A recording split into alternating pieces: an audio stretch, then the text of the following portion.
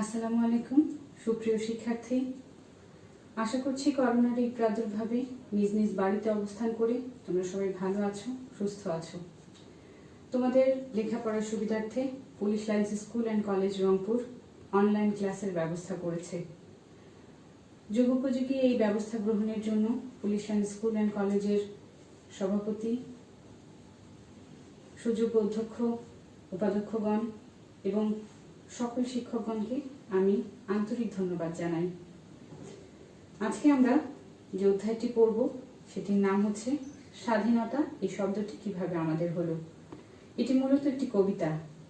বঙ্গবন্ধু শেখ মুজিবুর রহমানের ঐতিহাসিক 7ই মার্চের ভাষণ এবং তার যে প্রেক্ষাপট, বাঙালি জীবনে তার যে গুরুত্ব, এই নিয়ে কবিতাটি লিখেছেন নির্মলেন্দু গুণ। সবার প্রথমেই আমি আলোচনা করছি লেখক পরিচিতি। নির্মলেন্দু গুণ 1945 সালে নেত্রকোনা জেলার কাশবন গ্রামে জন্মগ্রহণ করেন। তার পিতার নাম সুখেন্দ্র প্রকাশ গুণ, মাতা বীণাপাণি গুণ। তিনি 1962 সালে এসএসসি, 1964 সালে এইচএসসি এবং 1969 সালে স্নাতক পাশ করেন। ঢাকা বিশ্ববিদ্যালয় থেকে তিনি স্নাতক ডিগ্রি লাভ করেন। পেশাগত জীবনে তিনি একজন সাংবাদিক। তিনি 60-এর দশক থেকে বর্তমান সময় পর্যন্ত কাব্য রচনা করে চলেছেন। তার কাব্যর বিষয় মূলত রাজনৈতিক এবং সামাজিক প্রেক্ষাপট হয়ে থাকে। কাব্য রচনার জন্য তিনি বিভিন্ন রকম পুরস্কার পেয়েছেন। এর মধ্যে বাংলা একাডেমি পুরস্কার, 21শে পদক গুরুত্বপূর্ণ। তার উল্লেখযোগ্য রচনাগুলির মধ্যে রয়েছে প্রেমাংশুর রক্ত চাই, বাংলার মাটি, বাংলার জল, চাষা বসার কাব্য। এগুলো কাব্যগ্রন্থ। আপন দলের মানুষ নামে তিনি একটি ছোট গল্প রচনা করেছেন। এছাড়াও ছোটদের জন্য তিনি 2টি উপন্যাস রচনা করেছেন। এর মধ্যে একটি হচ্ছে কালো মেঘের ভেলা, অপরটি বাবা যখন ছোট ছিলেন। এবারে মূল কবিতাটি পড়ছি। স্বাধীনতা এই শব্দটি কিভাবে আমাদের হলো। নির্মলেন্দু গুণ। একটি কবিতা লেখা হবে, তার জন্য অপেক্ষার উত্তেজনা নিয়ে লক্ষ লক্ষ উন্মত্ত অধীর ব্যাকুল বিদ্রোহী শ্রোতা বসে আছে ভোর থেকে জনসমুদ্রের উদ্যান সৈকতে। কখন আসবে কবি? এই শিশুপার সেদিন ছিল না, এই বৃক্ষে ফুলে শোভিত উদ্যান সেদিন ছিল না, এই তন্দ্রাচ্ছন্ন বিবর্ণ বিকেল সেদিন ছিল না। তাহলে কেমন ছিল শিশু পার্কে, বেঞ্চে, বৃক্ষে, ফুলের বাগানে ঢেকে দেয় ঢাকার হৃদয় মাঠখানি? জানি সেদিনের সব স্মৃতি মুছে দিতে হয়েছে উদ্যত কালো হাত। তাই দেখি কবিহীন এই বিমুখ প্রান্তরে আজ কবির বিরুদ্ধে কবি, মাঠের বিরুদ্ধে মাঠ, বিকেলের বিরুদ্ধে বিকেল, উদ্যানের বিরুদ্ধে উদ্যান, মার্চের বিরুদ্ধে মার্চ। হে অনাগত শিশু, হে আগামী দিনের কবি, শিশু পার্কের রঙিন দোলনায় দোল খেতে খেতে তুমি একদিন সব জানতে পারবে। আমি তোমাদের কথা ভেবে লিখে রেখে যাচ্ছি সেই শ্রেষ্ঠ বিকেলের গল্প। সেদিন এই উদ্যানের রূপ ছিল ভিন্নতর। না পার্ক, না ফুলের বাগান, এসবের কিছুই ছিল না। শুধু একখণ্ড অখণ্ড আকাশ যেরকম, সেরকম দিগন্ত প্লাবিত ধুধু মাঠ ছিল দূর্বাদলে ঢাকা, সবুজে সবুজময়। আমাদের স্বাধীনতা প্রিয় প্রাণের সবুজ এসে মিশেছিল এই ধুধু মাঠের সবুজে। কপালে কবজিতে লাল শালু বেঁধে এই মাঠে ছুটে এসেছিল কারখানা থেকে লোহার শ্রমিক। লাঙল জোয়াল কাঁধে এসেছিল ঝাঁক বেঁধে উলঙ্গ কৃষক। হাতের মুঠোয় মৃত্যু, চোখে স্বপ্ন নিয়ে এসেছিল মধ্যবিত্ত, নিম্নবিত্ত, করুণ কেরানি, নারী, বৃদ্ধ, ভবঘুরে আর তোমাদের মতো পাতা পুরাণীরা দল বেঁধে। একটি কবিতা পড়া হবে, তার জন্য কি ব্যাকুল প্রতীক্ষা মানুষের। কখন আসবে কবি, কখন আসবে কবি? 100 বছরের শত সংগ্রাম শেষে রবীন্দ্রনাথের মতো দীপ্ত পায়ে হেঁটে অতঃপর কবি এসে জনতার মঞ্চে দাঁড়ালেন। তখন পলকে দারুণ ঝলকে তরিতে উঠিল জল, হৃদয়ে লাগিল দোলা, জনসমুদ্রে জাগিল জোয়ার, সকল দুয়ার খোলা। কে রোধে তাহার বজ্র কণ্ঠ বাণী, গণসূর্যের মঞ্চ কাঁপিয়ে কবি শোনালেন তার অমর কবিতা খানি। এবারের সংগ্রাম আমাদের মুক্তির সংগ্রাম, এবারের সংগ্রাম স্বাধীনতার সংগ্রাম। সেই থেকে স্বাধীনতা শব্দটি আমাদের।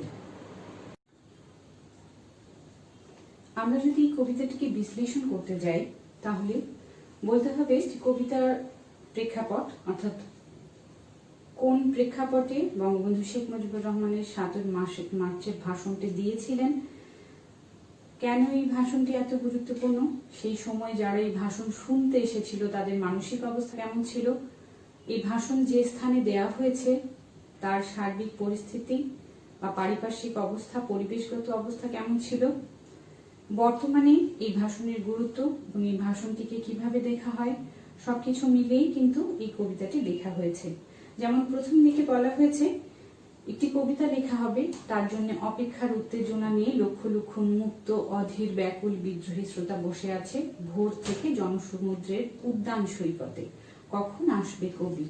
অর্থাৎ মনের ভিতরে বিভিন্ন রকমের ক্ষিপ্ততা, বিভিন্ন রকমের অপূর্ণতা, বিদ্রোহী মনোভাব নিয়ে বসে আছে লক্ষ লক্ষ অধীর ব্যাকুল শ্রোতা। তারা কবির কবিতা শুনতে এসেছে। এখানে কবি হচ্ছেন বঙ্গবন্ধু শেখ মুজিবুর রহমান। 1971 সালের 5 এপ্রিল তৎকালীন নিউ ইয়র্ক পত্রিকা বঙ্গবন্ধু শেখ মুজিবুর রহমানকে একটি নিবন্ধনের মাধ্যমে রাজনৈতিক কবি হিসেবে আখ্যায়িত করেন। তার এই সুন্দর করে কথা বলা, মানুষের মধ্যে কথা দিয়ে অনুপ্রাণিত করার যে ক্ষমতা, এই ক্ষমতার জন্যই বা এভাবে মানুষকে অনুপ্রাণিত করার যে মানসিকতা, এটার জন্যই তাকে এই কবি আখ্যানটি দেয়া হয়। তারপরে বলা হয়েছে এই শিশু পার্ক সেদিন ছিল না, অর্থাৎ বর্তমানে আমরা রেসকোর্স ময়দানটিকে সোহরাওয়ার্দী উদ্যান হিসেবে জানি, কিন্তু বঙ্গবন্ধু যখন সে ভাষণটি দিয়েছিলেন অর্থাৎ 1971 সালের 7 মার্চের ভাষণ প্রদানের সময় সেটি কিন্তু রেসকোর্স ময়দান নামে পরিচিত ছিল। সেই শিশু পার্ক, এখন যেমন আমাদের সোহরাওয়ার্দী উদ্যানে শিশু পার্ক, জাদুঘর, অনেক ধরনের স্থাপনা হয়েছে, সেগুলো কোনো কিছুই তখন ছিল না। তখন শুধু ধুধু মাঠ, অর্থাৎ যত দূর দেখা যায় শুধু সবুজময় একটা প্রকৃতি দেখা যাচ্ছিল এবং সেখানে শুধুই মানুষ এসে মিশেছিল। এই কথাগুলো এখানে উঠে এসেছে। এখন কথা হচ্ছে মানুষ, যে মানুষরা এসেছিল তারা কারা। এখানে কিন্তু বলা হয়েছে বিভিন্ন ধরনের পেশার মানুষ, অর্থাৎ কেউ কৃষক, কেউ মধ্যবিত্ত, কেউ নিম্নবিত্ত, কেউ তোমাদের মতো ছোট, সবার কথাই এখানে বলা হয়েছে। আমাদের মুক্তিযুদ্ধে যে সর্বসাধারণের যে অংশগ্রহণ, সেই কথাগুলো এখানে এই কবিতার মাধ্যমে তুলে ধরা হয়েছে। 7 মার্চের ভাষণ শোনার জন্য সর্বস্তরের বাঙালি সেদিন রেসকোর্স ময়দানে উপস্থিত ছিল, সেই দিকটি এখানে তুলে ধরা হয়েছে। তারপরে এখানে একটা লাইন কবি তুলে ধরেছেন যে তোমাদের জন্য আমি লিখে রেখে যাচ্ছি শ্রেষ্ঠ বিকেলের গল্প। 1971 সালের মুক্তিযুদ্ধ আমাদের জীবনের এক ঐতিহাসিক ঘটনা, যেটা ছাড়া আমাদের অস্তিত্ব একেবারেই কল্পনা করা যায় না। 1971 সালে সেই মুক্তিযুদ্ধ ছিল বলেই আমরা স্বাধীন হয়েছি, আমাদের এই সার্বভৌম দেশ পেয়েছি। এবং সেটি অবশ্যই 1971 সালের মুক্তিযুদ্ধের কথা বলতে গেলে 7 মার্চে সেই ভাষণের কথা বলতে হবে, যে ভাষণের মাধ্যমে বঙ্গবন্ধু শেখ মুজিবুর রহমান আমাদেরকে উদ্বুদ্ধ করেছেন কিভাবে নিজের যা কিছু আছে তাই নিয়ে ঝাঁপিয়ে পড়তে হয়, কিভাবে যুদ্ধ করতে হয়, কিভাবে শক্তিশালী হলেও বিপক্ষের যোদ্ধাদের কাছ থেকে জয় ছিনিয়ে আনতে হয়। তার সেই ভাষণের মাধ্যমে বাঙালি এটা শিখেছিল। অর্থাৎ সেই দিনে সেই বিকেলটা কিন্তু বাঙালির জন্য শ্রেষ্ঠ একটি বিকেল। সেই দিনের সেই গল্প বা সেই দিনের সেই ঐতিহাসিক ঘটনাটাকে মুছে দেওয়ার জন্য অনেকেই চেষ্টা করেছে, অনেকভাবেই চেষ্টা করেছে যেন সেই ইতিহাসটা বিকৃত করা যায়, যেন বঙ্গবন্ধু সেই ভাষণটাকে বিকৃত করা যায়। এভাবে অনেক চেষ্টা হয়েছে, কিন্তু কেউ সেটা করতে পারেনি। এবং তোমাদের মতো যারা আগামী প্রজন্ম, তারা যেন কোনোভাবেই ভুলে না যায় বঙ্গবন্ধু শেখ মুজিবুর রহমানের সেই ভাষণ বা বঙ্গবন্ধু শেখ মুজিবুর রহমানের সেই অবদান। এই জন্যই কবি নির্মলেন্দু গুণ এই কবিতা লিখে রেখে যাচ্ছেন তোমাদের জন্য। এই কথাগুলো এই কবিতায় বলা হয়েছে। সার্বিকভাবে 7ই মার্চে বঙ্গবন্ধুর ভাষণের যে গুরুত্ব সেটিকে বিবেচনা করি। আমরা সবাই জানি যে ইউনেস্কো 2017 সালে 30 অক্টোবর এটিকে ডকুমেন্টারি হেরিটেজ হিসেবে একটা স্বীকৃতি দিয়েছে। সেটাও বাঙালি হিসেবে আমাদের জন্য বিশাল বড় একটা স্বীকৃতি।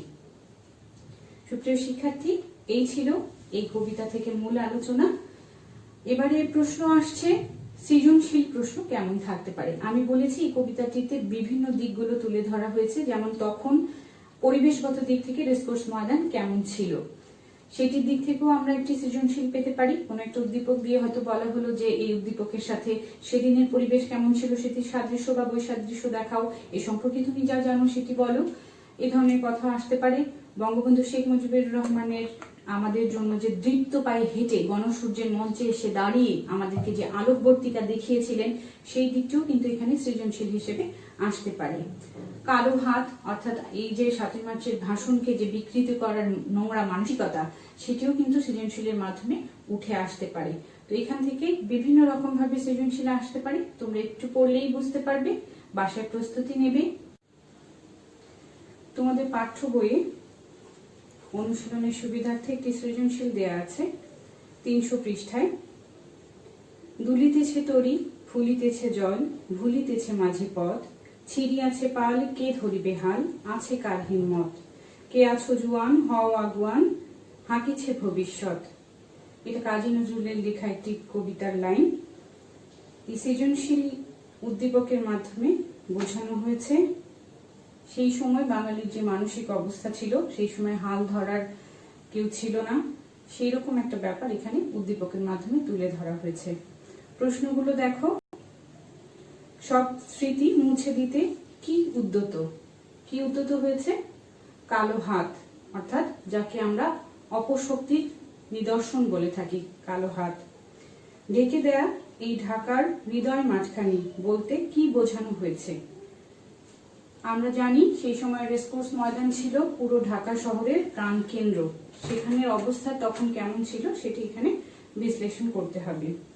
গ নম্বর প্রশ্নে বলা হয়েছে, উদ্দীপকটি স্বাধীনতা এই শব্দটি কিভাবে আমাদের হলো, কবিতার কোন দিকটিকে উন্মোচিত করেছে ব্যাখ্যা করো। অর্থাৎ এই যে উদ্দীপক যেটা দেয়া আছে, সেটা এই কবিতার কোন দিকটি তুলে ধরেছে সেটাই তোমাকে এখানে লিপিবদ্ধ করতে হবে।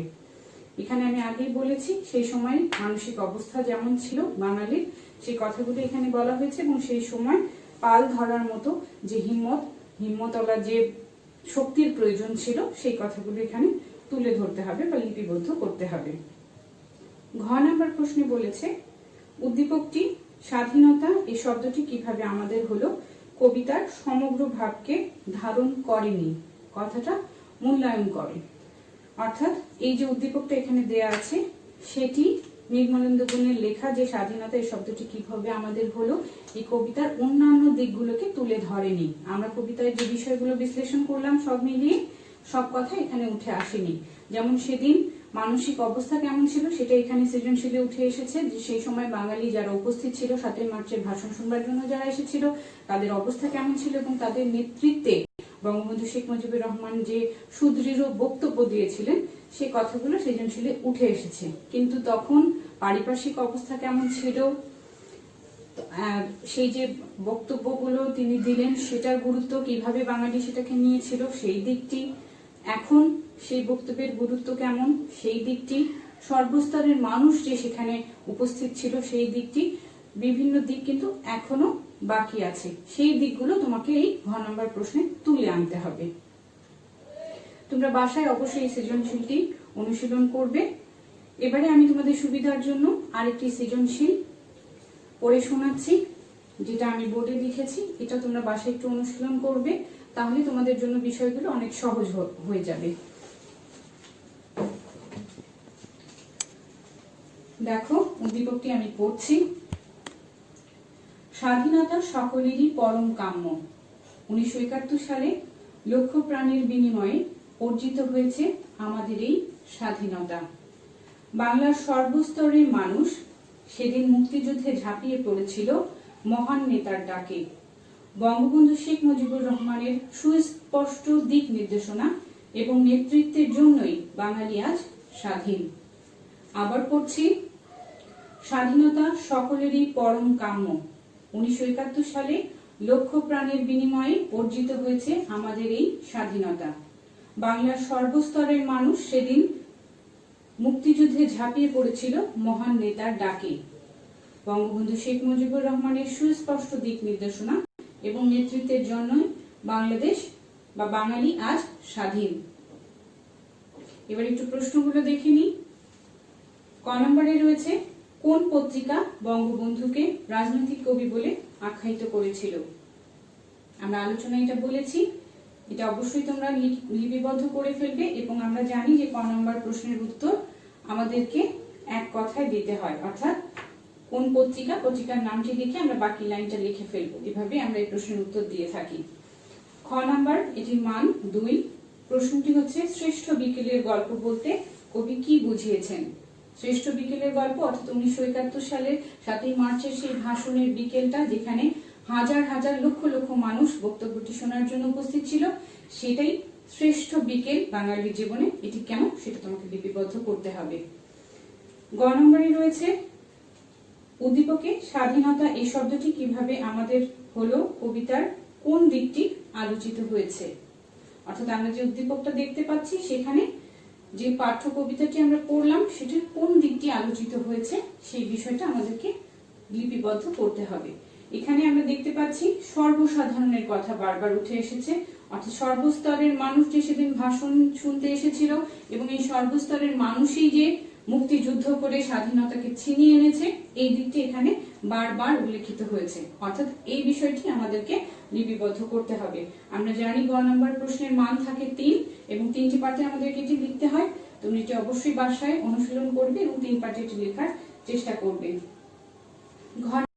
ঘ নম্বর প্রশ্নে বলা হয়েছে, বঙ্গবন্ধু শেখ মুজিবুর রহমানের সুস্পষ্ট দিক নির্দেশনা এবং নেতৃত্বের জন্যই বাঙালি আজ স্বাধীন। বক্তব্যটি বিশ্লেষণ করো। এখানে যে বক্তব্যটি আমরা দেখতে পাচ্ছি সেই বক্তব্যটি কিভাবে আমাদেরকে স্বাধীন করলো, অর্থাৎ বঙ্গবন্ধু শেখ মুজিবুর রহমানের 7ই মার্চের ভাষণ প্রত্যেকটি বাঙালির মনে যে সাহস জুগিয়েছিল, শক্তি জুগিয়েছিল এবং স্বাধীনতাকে ত্বরান্বিত করেছিল, সেই কথাগুলো অবশ্যই এখানে লিপিবদ্ধ করতে হবে। অর্থাৎ পুরো কবিতার মধ্যে বঙ্গবন্ধুর ভাষণের যে গুরুত্ব সেটা তোমাকে এই প্রশ্নে অবশ্যই লিপিবদ্ধ করতে হবে। সুপ্রিয় শিক্ষার্থী, আশা করি তোমরা এই প্রশ্নগুলো বাসায় অনুশীলন করবে। ইনশাআল্লাহ আবার আমাদের দেখা হবে। সে পর্যন্ত সবাই ভালো থাকো। বাড়ির বয়োজ্যেষ্ঠ এবং বয়সে যারা ছোট তাদের দেখাশোনা করো, অকারণে যেন তারা বাইরে না যায় সেটা খেয়াল করো। নিজেরাও বাইরে যেও না, কারণ একমাত্র বাড়িতে থেকেই আমরা এই মহামারী থেকে মুক্তি পেতে পারি। সকলের জন্য শুভকামনা। আসসালামু আলাইকুম।